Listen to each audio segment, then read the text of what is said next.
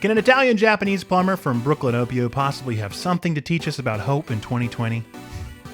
I would certainly think so. Let's go!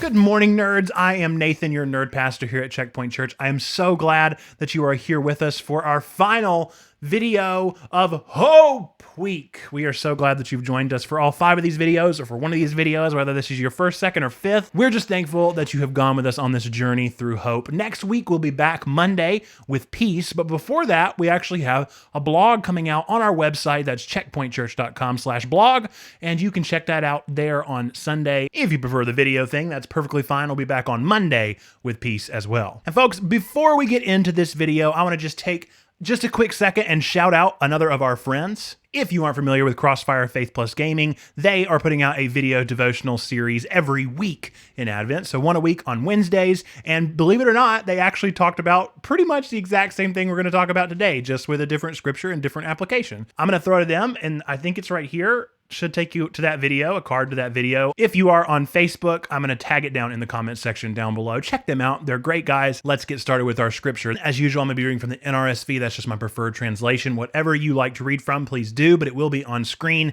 in that translation. Do you not know that in a race, the runners all compete, but only one receives the prize?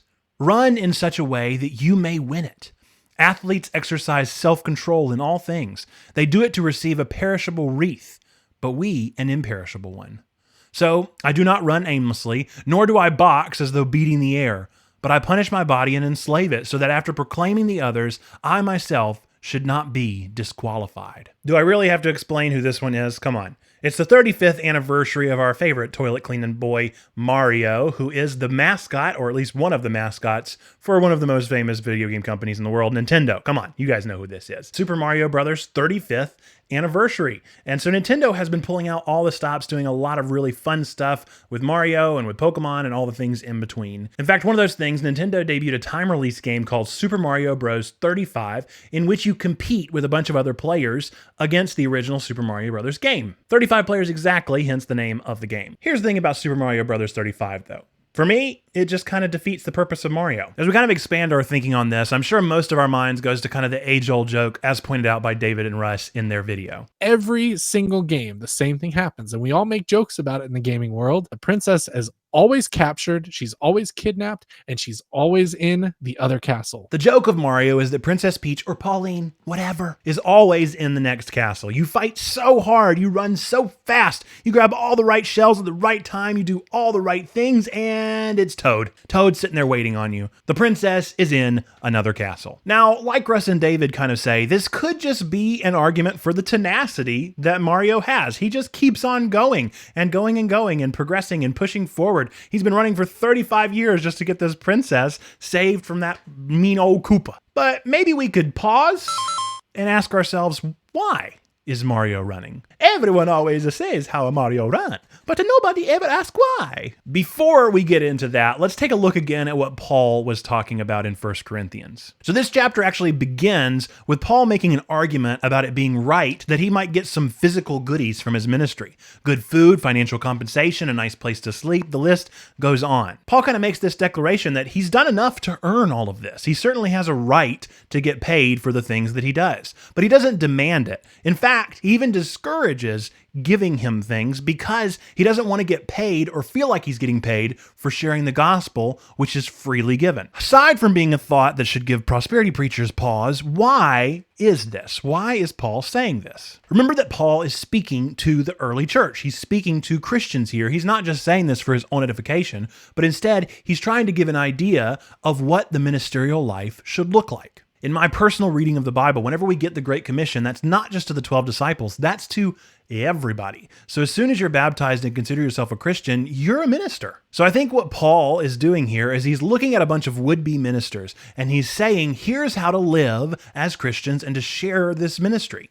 It's important to Paul that these people know why they're running the race. See, our IRL lives kind of take the form of rat race capitalism, which isn't necessarily a bad thing. But when it comes to ministry, that's a temptation that we have to avoid. Ministry is just different. Paul here compares it to a race where there is one winner. First off, I have some great news for you. There isn't just one winner in the race to be like Christ. That's encouraging. But there is some bad news. The path is kind of narrow, and it's pretty easy by Paul's standards to get disqualified. So what disqualifies us? Well, according to Paul, it's getting distracted and getting off of the path. That's why Paul is so worried about receiving things, is that he doesn't want to get distracted from why he's really sharing ministry. It's not just for a nice house or a good meal, but instead Paul's sharing ministry because it's what's freely given and expected. Okay, back to Mario and my problem with Mario 35. The point of Mario isn't getting to the finish line faster. Mario isn't just about saving the princess in the quickest amount of time. It's about how you get there. It's all about getting to that prize after wiping your palms off on your sweaty jeans and then grabbing that controller and giving it another try. It's all about the hard journey that you take getting to that prize. So Mario 35, in my opinion, takes that goal and makes it about slowing down other players' race. It gets the eye off the prize, reaching that princess and finishing the race. Instead, it becomes about how can I cause others to stumble from getting to that prize. I think that's a major part about what Paul is talking about here. You might remember from our video the other day that the Corinthians had a lot of opposing factions trying to get their attention, and that probably had something to do with their mentality towards one another. I would wager that some of them probably saw it as this rat race that people were trying to be better or better Christians than each other. But Paul is saying here, no, stop worrying about the financial compensation. Stop worrying about being better here on this side of earth. Focus on what's on the other side. Don't worry about, or I might even use the word judge, other people's races or journey. The only reason you should have to stop and look at anyone else on this journey is to help them up after a stumble and get them back on track. After all, the truth of Christianity is, what hope do we have at all if it's a race to the finish? The good news of the gospel and of Mario isn't that the princess is in another castle. It's that no matter what, no matter when, we can pick up that controller and the prize is going to be waiting for us on the other side. It's all about how we get there. So since this is our last time together during this week of hope, I want to look you in the face, you beautiful person, and say, whether you're at World 1-1 or whether you just found the secret warp pipes, I hope that you'll be my player too, and we can journey towards hope together. Dibs on Luigi. I love my tall green boy. So with that, I'm sure you're wondering, what do I do next? How do I stay involved with this thing over the weekend? How can I make sure that I don't lose this good Checkpoint Advent feeling? First off, there's a prayer in the description that you can use right now immediately that'll allow you to get deeper into spirituality if you are a praying person.